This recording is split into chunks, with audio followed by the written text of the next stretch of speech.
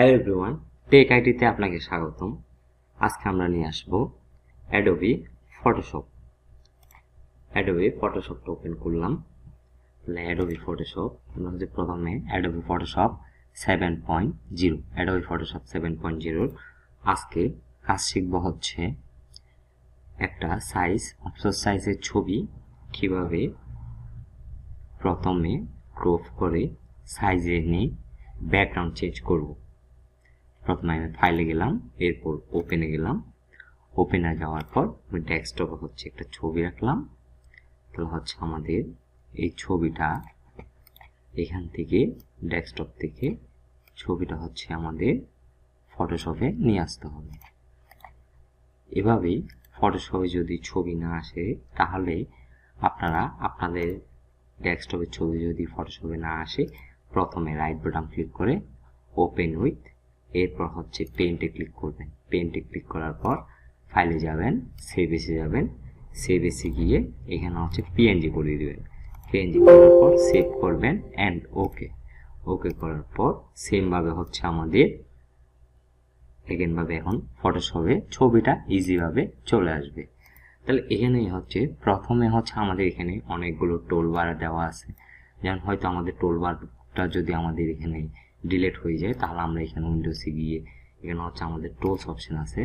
প্রথমে হচ্ছে আপনি টুলবার, এখানে হচ্ছে টুলবারটা যদি আপনার না থাকে তাহলে আপনার কি করবেন, উইন্ডোজে গিয়ে টুল অপশনে ক্লিক করবেন, টুলস অপশনটা আপনার চলে আসবে। এভাবে হচ্ছে আমাদের পর্যায়ক্রমে আমাদের এ টু জেড ডিজাইন যেগুলো আছে সেগুলো হচ্ছে আমাদের কাজের মাধ্যমে জেনে নিতে হবে। প্রথমে হচ্ছে আমাদের এটা হচ্ছে আমাদের রেক্টাঙ্গেল মার্কি টুল।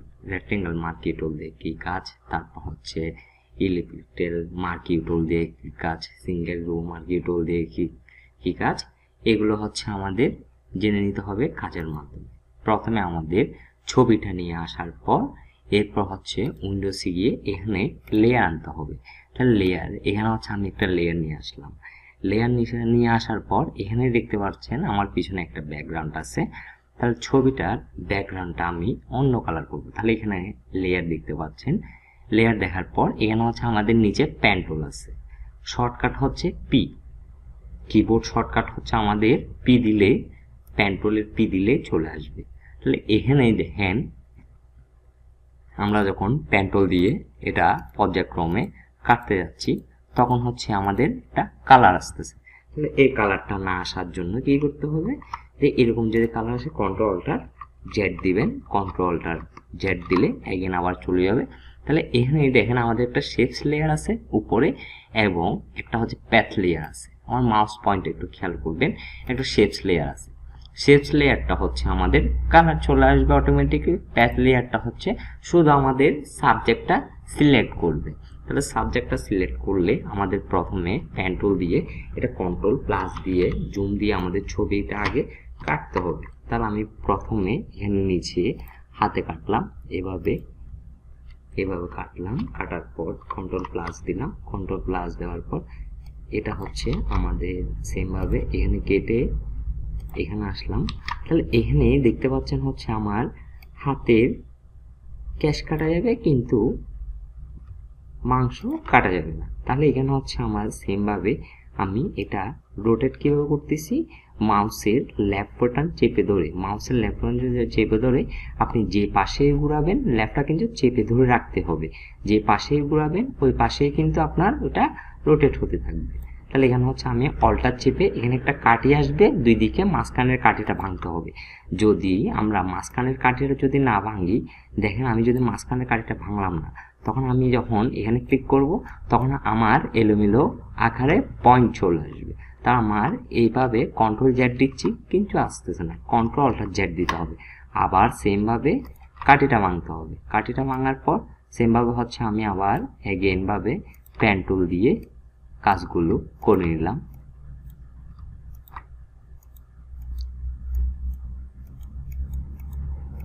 তাহলে পর্যায়ক্রম হচ্ছে আমাদের এখানে ডিজাইনগুলো পেন টুল দিয়ে ছবিটা নিখুঁতভাবে কেটে নিতে হবে।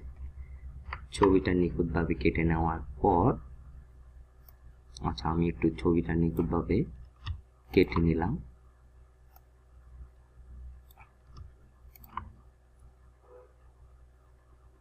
সেম ভাবে এখানেও কেটে নিলাম।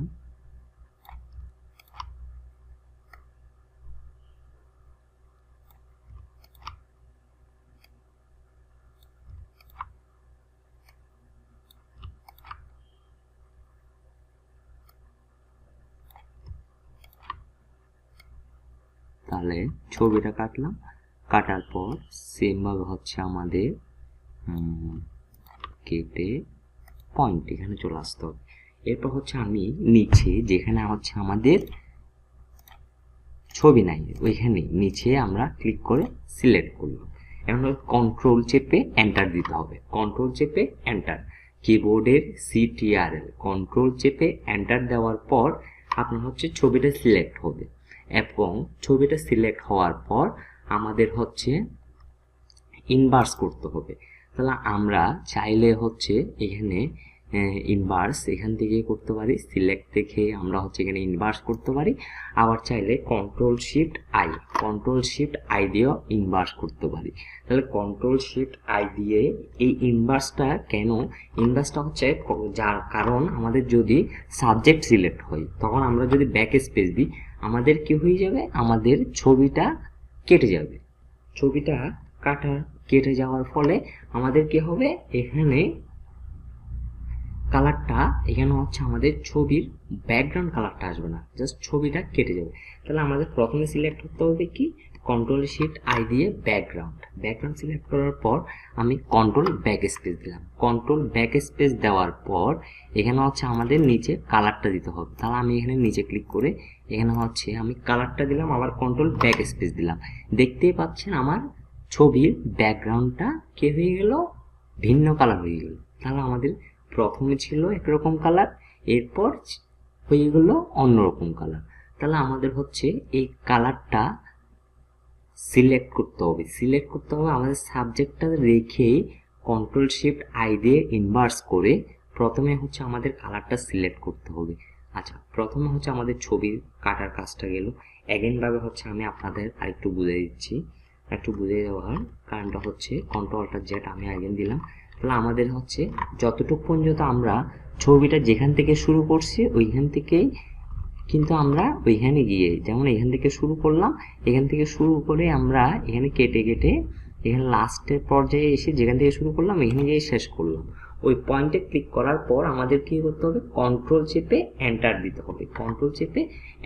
কন্ট্রোল এন্টার দেওয়ার পর এখন আমাদের কাজ করতে হবে কি, ব্যাকগ্রাউন্ড সিলেক্ট করতে হবে। দেখতে পাচ্ছেন আমাদের শুধু যে ইমেজটা সিলেক্ট করছে ওই ইমেজটাই সিলেক্ট হয়েছে, এখন ব্যাকগ্রাউন্ডটা সিলেক্ট হয়নি। তাহলে কিবোর্ড কি থেকে কন্ট্রোল শিফট আই অথবা সিলেক্ট থেকে ইনভার্স, এখানে হচ্ছে ইনভার্স যখন দিব, ইনভার্সের সিলেক্টে এখানে ইনভার্সের দেখতে পাবেন শিফট কন্ট্রোল আই। তাহলে শিফট কন্ট্রোল আই দিলেও কিন্তু আমাদের ইনভার্স হয়ে যাবে। ইনভার্স হওয়ার পর কন্ট্রোল ব্যাক স্পেস।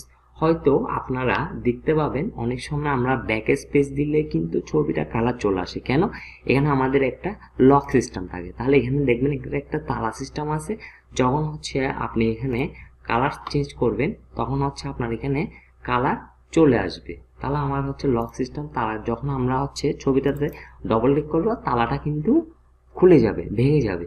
তখন আমাদের কিবোর্ড কি দিকে দিতে হবে কি, কন্ট্রোল ব্যাক স্পেস। যেমন আমি হচ্ছে এখন ব্ল্যাক কালার দিলাম, সেই জন্য আমাদের ব্ল্যাক কালার চলে আসছে। তাহলে আপনার নিচের যে অংশ যে কালারটা থাকবে এই কালারটা আপনি এখানে ব্যাকগ্রাউন্ডে চলে আসবে। কন্ট্রোল ব্যাক স্পেস দিলেই কিন্তু আমাদের কি চলে আসছে, কন্ট্রোল ব্যাক স্পেস দিলে আমাদের হচ্ছে ছবির কালারটা চলে আসছে।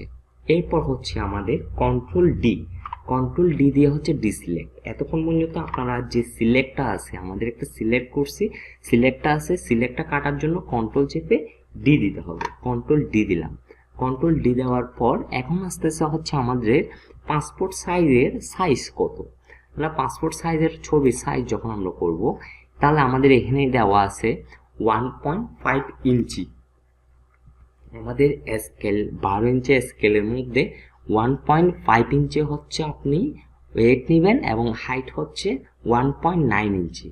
তাহলে ওয়েট হচ্ছে 1.5 ইঞ্চি এবং হাইট হচ্ছে 1.9 ইঞ্চি, আর রেজুলেশন থাকবে এখানে হচ্ছে 300। তখন আপনি ছবিটা আপনার সাইজ অনুযায়ী আপনি ক্রপ করে নিতে পারবেন। তাহলে আমি হচ্ছে আমার সাইজ অনুযায়ী আমি এখানে ছবিটা ক্রপ করে এতটুকু পর্যায়ে নিয়ে নিলাম। এতটুকু পর্যায়ে নিয়ে নেওয়ার পর এখানে হচ্ছে আমি এন্টার দিলাম। তাহলে ছবিটা হচ্ছে এখন আমাদের পাসপোর্ট সাইজের একটা ছবি হয়ে গেল। এখন হচ্ছে আপনি যখন এই ছবির মধ্যে কন্ট্রোল এল দিবেন, তাহলে কন্ট্রোল এল হচ্ছে লেয়ার্স। এখানে হচ্ছে আপনি ছবিটা একটু ক্লিয়ার করতে পারবেন। যখন হচ্ছে আপনি ব্ল্যাক করবেন তখন আপনার ব্ল্যাক যে চুলগুলো আছে ব্ল্যাক চুলগুলো একটু ব্ল্যাক হয়ে যাবে। আর যদি আপনি ছবিটা একটু হোয়াইট করতে চান তাহলে হোয়াইট করতে পারবেন। এভাবে হচ্ছে আমাদের ওকে দিবেন। ওকে দেওয়ার পর কন্ট্রোল এম দিবেন। কন্ট্রোল এম দিয়ে হচ্ছে আপনার ফেসের যে ব্রাইটনেসটা আছে ওই ব্রাইটনেসটা আপনি ফুটাই তুলতে পারবেন। ওকে, আচ্ছা, এরপর হচ্ছে আমাদের এখন কন্ট্রোল এম দিলাম। কন্ট্রোল এম দিলে হচ্ছে আমাদের A4 সাইজ। তাহলে A4 সাইজের একটা পেজ নিতে হবে। প্রথমে আমি ওকে দিলাম। ওকে দিয়ে A4 সাইজের পেজটা নিলাম। A4 সাইজের পেজটা নেওয়ার পর আমি কি করলাম, এইখান থেকে ছবিটা ডাইরেক্ট A4 সাইজে মুভ করলাম। তাহলে মুভ কিভাবে করলাম, মুভের ক্ষেত্রে হচ্ছে আপনার খেয়াল রাখতে হবে মুভ জিনিসটা হচ্ছে এখানে প্রথমে হচ্ছে এখানেই দেখতে পাচ্ছেন।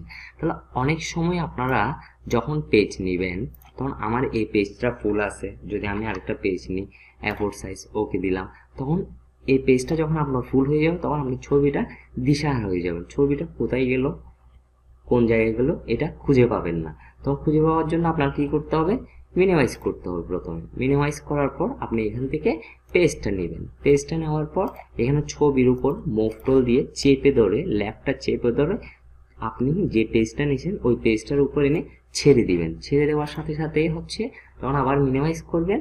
তখন ছেড়ে দেওয়ার সাথে আপনার পেজটা কি হয়ে গেল, আপনার পেজটা হচ্ছে ওইখানে এসে বসে গেল, ছবিটা এখানে এসে বসে গেল। এবং এখন হচ্ছে আমাদের সাইজটা করতে হবে। তাহলে সাইজটা করতে হবে বলতে এখানে হচ্ছে আমি প্রথমে এখানে চেপে ধরে নিচে নিয়ে আসলাম। এরপর হচ্ছে অল্টার চেপে, তাহলে প্রথমে আমাদের সাইজ করতে হবে।